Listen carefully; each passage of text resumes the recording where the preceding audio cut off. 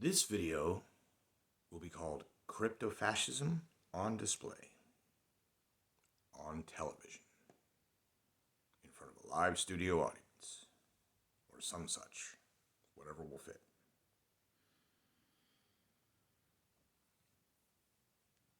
I have this morning, I watched last night I definitely watched the first hour of the town hall up until the commercial break via Timcast IRL. I awoke to the ubiquitous clips and Trump destroyed CNN. Okay. So there was the town hall. There was a panel of other CNN pundits and talking heads and anchors, plus Byron Donalds. And then, which, if you don't know who Byron Donalds is, he is a member of Congress. He is on the oversight committee. He asked some tough questions, and even though he didn't 100% agree with some of the things that they were going for during the 3-day standoff on Kevin McCarthy's speaker position getting voted on, he did see where they were going with it. He was like, we have to take a principled stand and make sure that it's understood that we're not going to keep playing things the way they've been playing things. And he's been real helpful in keeping it common sense and kind of it's so goofy because it's almost like it's in some cases it's because he's black kind of thing that it's like, bro, are you trying to tell me I don't have a right to an opinion? But he knows how to use it without being a victim about it. But it's like, dude, don't open up a can of worms you can't eat. And so then there was that. So there was the town hall, there was the panel with him, and then there was a focus group with a host and like 8 people or something that were in the audience, some of whom asked questions or something. And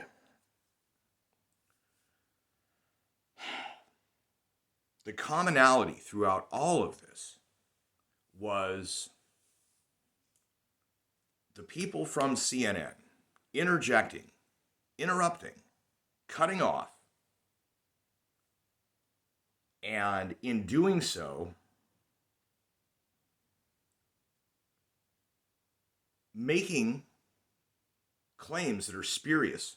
They are not necessarily verifiably true or false at this time because nothing's been done to investigate or to make sure. But the commonality through the entirety of them doing this was this weird, angry, vehement insistence about certain topics having already been decided a certain way. And so even with the focus group, this idiot in a suit, he walked right up on him while being like, but 60 court cases. I mean, intimidating physically on camera, just being like, look, while they're trying to say something to people that were just in the audience, that were in the focus group, right? And with the moderator, she had an earpiece, certainly. Somebody back in a gorilla position being like, okay, no, ask him about this. Okay, no, ask him about this. Okay, but what about... She was cutting him off mid-answer, asking questions intended to... And I gotta say, he masterfully dominated the time. I'm sure they didn't get to much of the just ridiculousness that was gonna... Anything they could do to try and make him look bad. I think he just instead was like, nah, it's my show. Which, good for him, I guess. But the vehemence and but the court cases said, that's the exact same thing. That's the crypto-fascism. That is it's not illegal kind of thing, right? Or, any of that kind of like just pedantic and semantic articulation of what the rules of the environment being debated or whatever for a just generic operational purpose of this function that is happening, this crypto-fascism. That's what they're doing. That's like when when in a video game you exploit a glitch. If you were exploiting a glitch that manipulates or harms enemy characters in the game to get you to some other completely out of bounds place or whatever, That is the mechanical equivalent to that crypto-fascism. Now in a game, it's different. Nothing's conscious in there. It's just an environment you're moving through. This is what I'm saying, is that this is the only way that I can really describe what is happening. They're attempting to glitch exploit people's rationality, their emotions. That is emotional manipulation on display, because crypto-fascism is a form of emotional manipulation. It is when you are trying to goad someone into thinking that they have chosen to be a certain way. It's the same thing as that freaking Surfs TV moron that was on Timcast that got utterly destroyed too. Legit destroyed. He got led into the trap, fell down into the pit, pulled some Black Knight BS. Oh, 'tis but a scratch.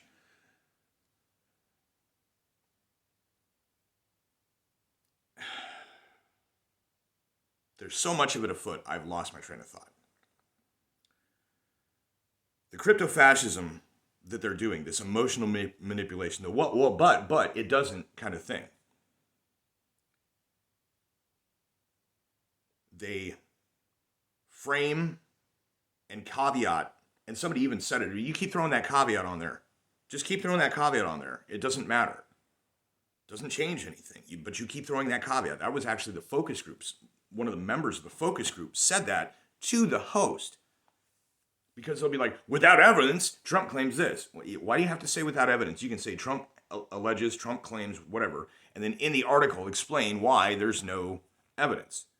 But typically there ends up being something. So like when it comes to the 60 court cases and all this other, not a one of them was ruled on the merits of the case. It was all on standing. Oh, you can't bring that here. That's a form of crypto-fascism. When the laws and the judges are all in line, so that anybody who has a problem is told on both sides, coming in and going out, sorry, nothing you can do. You have no power here. This is the democratic process, right? The election of our representative leadership, our government, saying, oh, sorry, bro, you have no control. And don't question it. If you question whether this is a valid process, you're the bad guy. That's shit fascists say. That's shit fascists do. So when there's an election and people are like, oh, wait a minute. And they're like, oh, you can't. You're the bad guy if you question the process. If you think that things need to be fair, there's something wrong with you, is basically what they're saying. If you think it should be fair, there's something wrong with you. That's what they're saying. I had to repeat this in a different intonation so we can be perfectly clear about the nature of this emotional manipulation that's happening.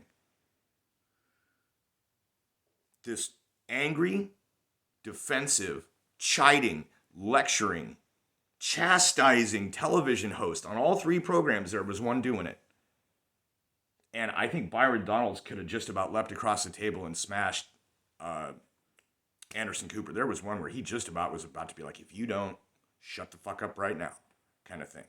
Because it was like, they tried saying the court cases, the testimony, the verdict in the E. Jean Carroll trial, like all of these things, the court's got it right there. See, it's official, TM government brand information. The people on the television news source, Central News Network.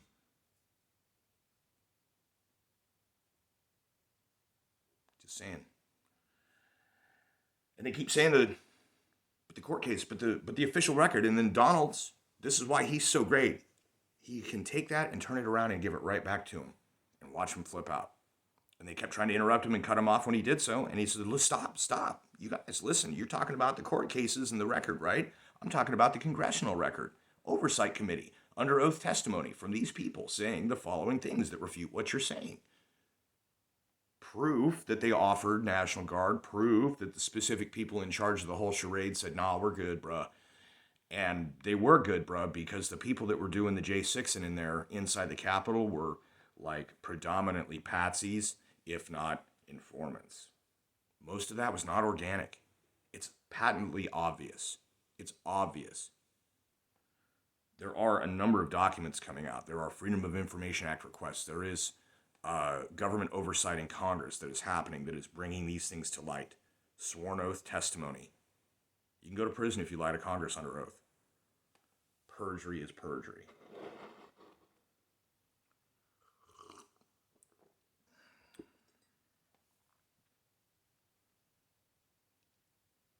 when it comes to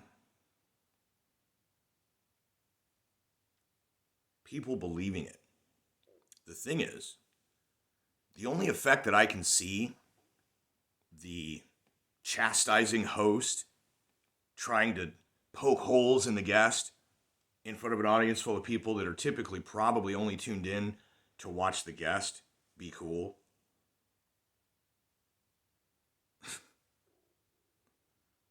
The only thing they can hope to do is for the people that already don't like him to be even more afraid of getting out of line with what they're being told to think and believe and feel. The chastising host is like supposed to remind you of an angry teacher or a stern authority figure or parent or whatever, maybe an ex that you don't like, and maybe somebody you're still with that is a problem. It's supposed to remind you of this, chastising against a person so that you have the same emotional aversion toward that person as you do toward the chastisement and the person the chastising guy on TV might remind you of. That fear, well, I don't want people to be like that. And it's like, I'm off Facebook. I'm off everything but YouTube. And this is not a social media platform. I am aware of the fact that there are people that I know in this locality that are subscribed to my channel. But it's not a huge number. It is not a social network by any means.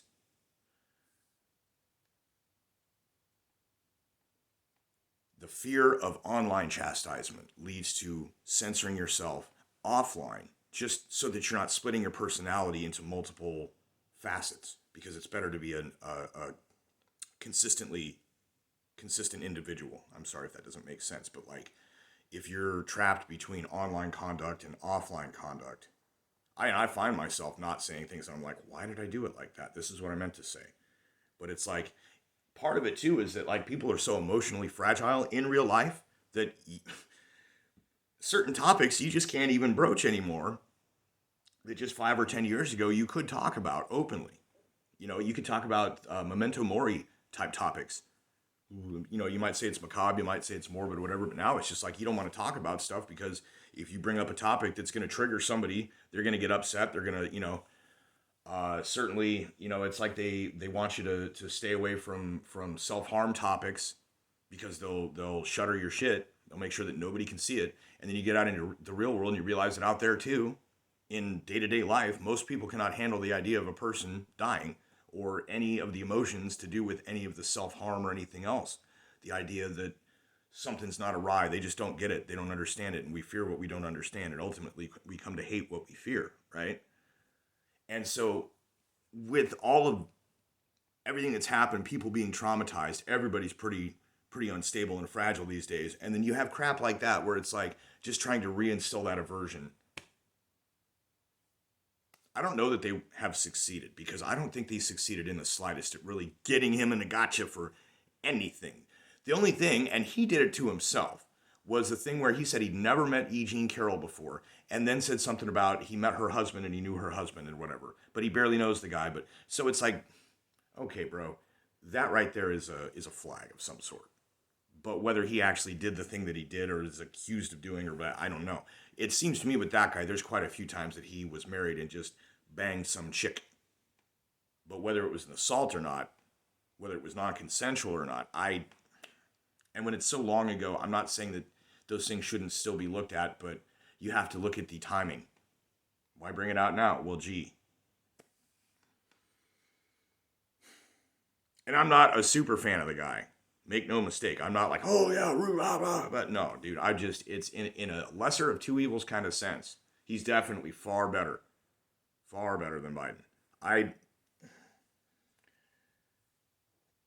I've been following this ridiculous political sphere for like, gosh, 25-ish years, basically, that I've been, you know, gradually gaining awareness of things, paying attention, becoming more active.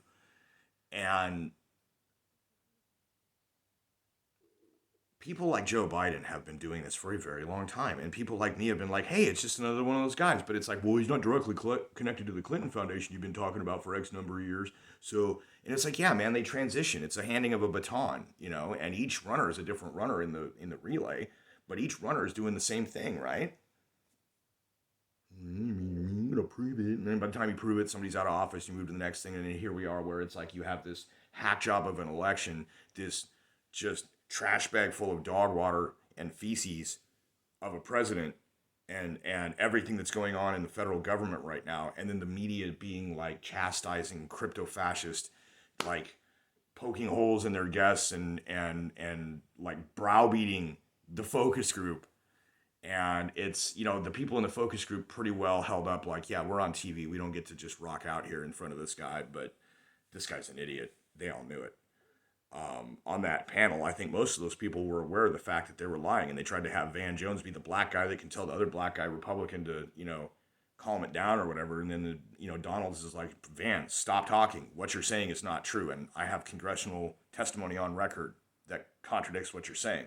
And then Anderson comes up, Anderson, stop cutting me off. You're like, he just it's absolutely ridiculous.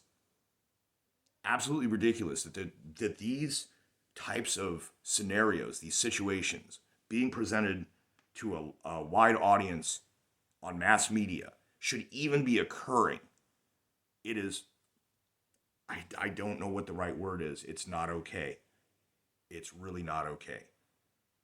It's not okay for the manipulation. It's not okay because anyone with self-awareness at that network would see that and go, oh geez, we are the bad guy. But I don't think anybody's doing that.